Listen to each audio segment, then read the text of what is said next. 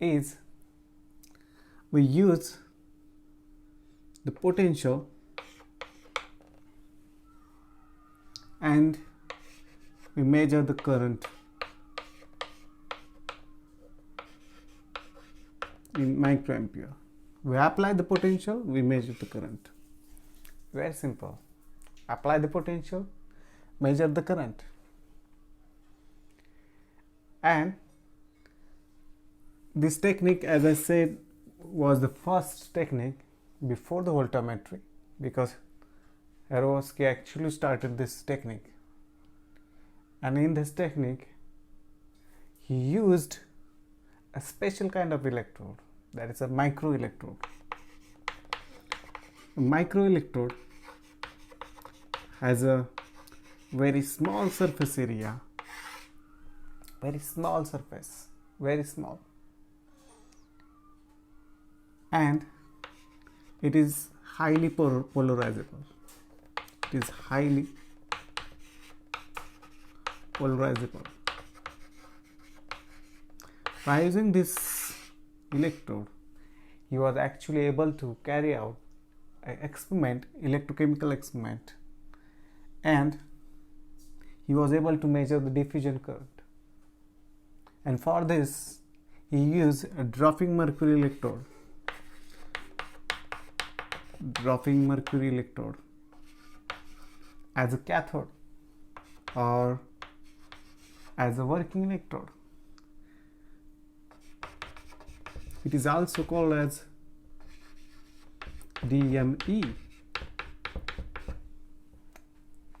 And this electrode is composed of a mercury reservoir. It is connected with a small capillary, a very small electrode,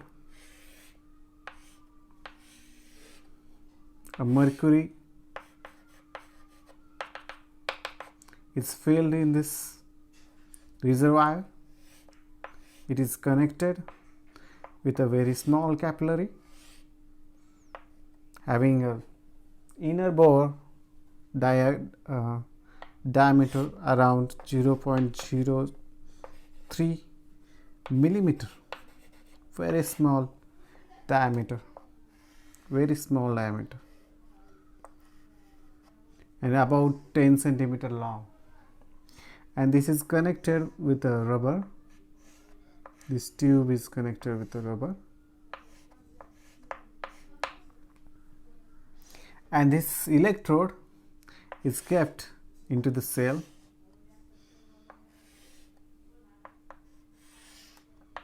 At the bottom there is another electrode that is called as a mercury pool electrode,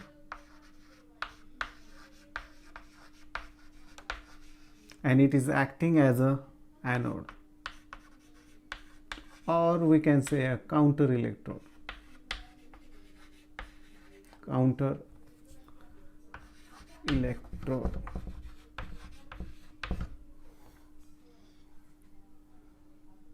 Another electrode which is kept, and it is connected,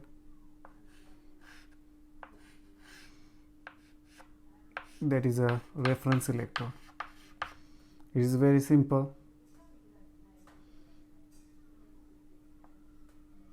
AgCl, reference electrode, and these three electrodes are actually connected.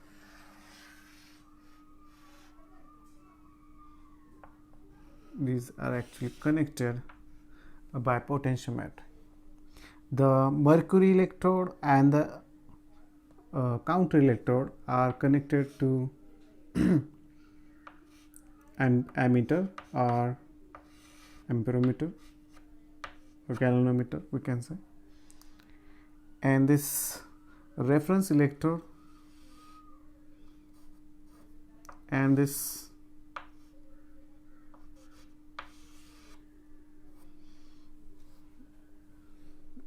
dropping mercury electrode are connected by voltmeter.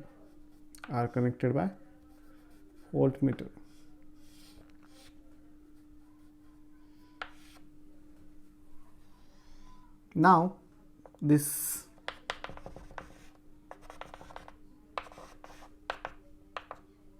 cell is connected to a battery.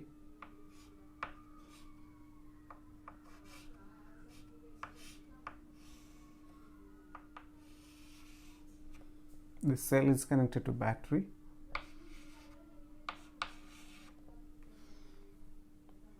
This mercury dropping electrode or dropping mercury electrode is made a negative, that is a cathode.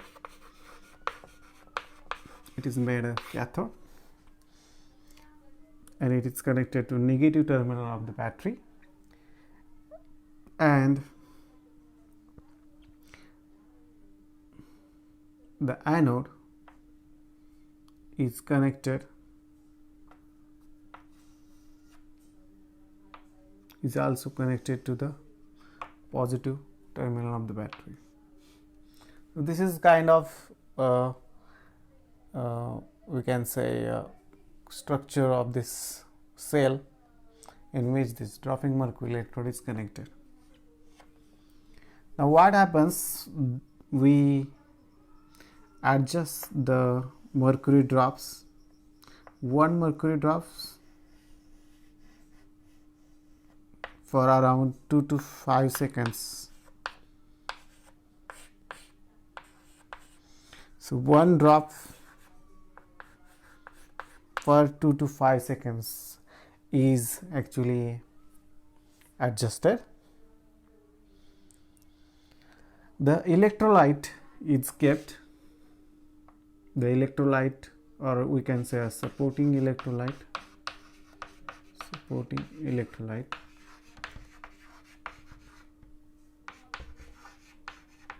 it is a neutral electrolyte and it is taken 100 times greater concentration, 100 times greater than analyte concentration. And also we have our analyte which is to be analyzed. So this is the kind of structure, a dropping mercury electrode.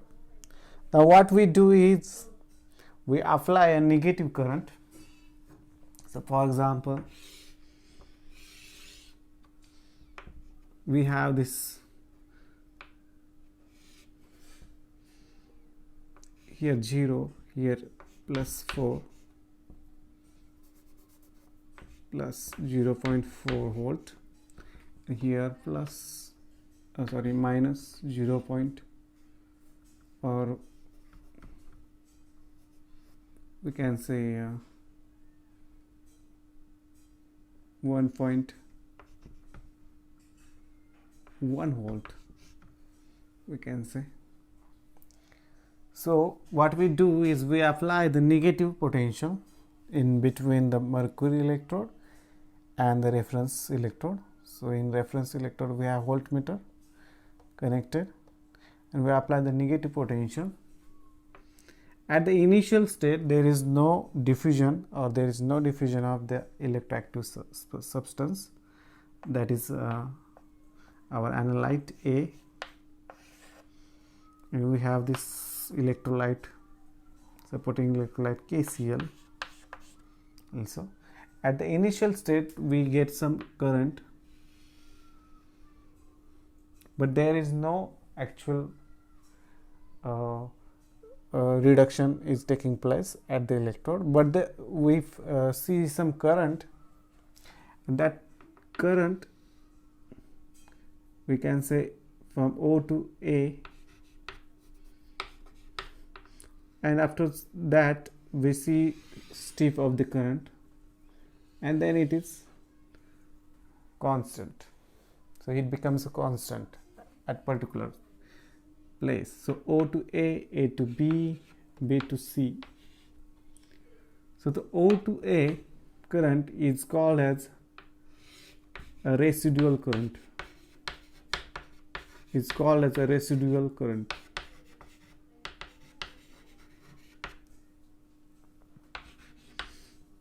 and this is the current I, this is voltage.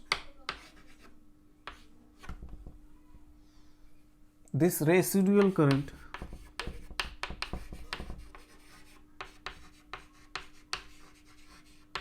is due to the two factors.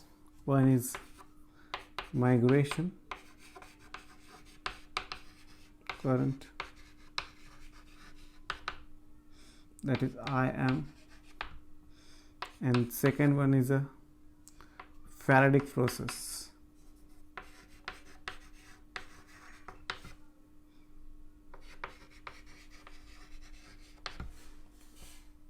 The migration current is due to the migration of ions because of the difference in the signs, because we have this negative charge on this cathode. So this is a negative charged mercury drops, and the positive ions will migrate towards this negative charged electrode, and that's why there will be a current. There will be a current, and that current is due to the migration current. And another one is a Faraday current. It arises due to the actually reduction or redox process. This both processes should be in control, because we want a diffusion current. Whatever current flows should be a diffusion current, because we are trying to this system to be in diffusion controlled, and for that we use this supporting electrode. This supporting electrolyte concentration is 100 times greater than the analyte, and because of that, what happens, whatever residual current flows through the circuit is only due to the supporting electrolyte, and thus we use this supporting electrolyte. So from this A to B, the current flows, it's called as ID, that is a diffusion current, and from B to C, the current is called as a limiting current.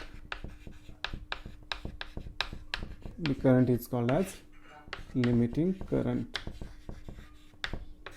Limiting current is the highest current obtained in the polarogram. The diffusion current is due to the diffusion of the analyte. Now let's see what happens here. So for example, this is a drop,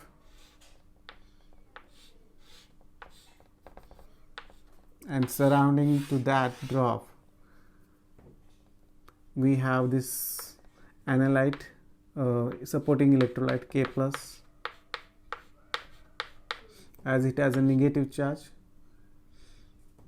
The K plus will migrate by the migration, and it forms a double layer. Inside there is a negative charge, and outside there is a positive charge. So it forms a layer around this mercury drop, and our analyte will have to pass through this layer, and it is only possible through the diffusion. And that's why what happens, this analyte concentration outside this layer is higher than that of inside, and that's why this analyte goes from higher concentration to lower concentration area, and that's why we can say the analyte actually gets diffused. So diffusion of analyte takes place, and during this process the current starts to increase. The actual diffusion current start to flow through the circuit, which is measured into this ammeter. And when all the analyte ions are actually reduced, or whatever ions diffused whatever ions diffuse inside the layer get reduced, the current reaches to the maximum. The current reaches to the maximum, and that current is a diffusion current. That current is diffusion current. So for now, this is the about a simple introduction to polarography. Next lecture we will see what is the polarigram and how it is analyzed and how this can be used for the analysis of electroactive substances. So we will meet in next video. So far, thank you very much.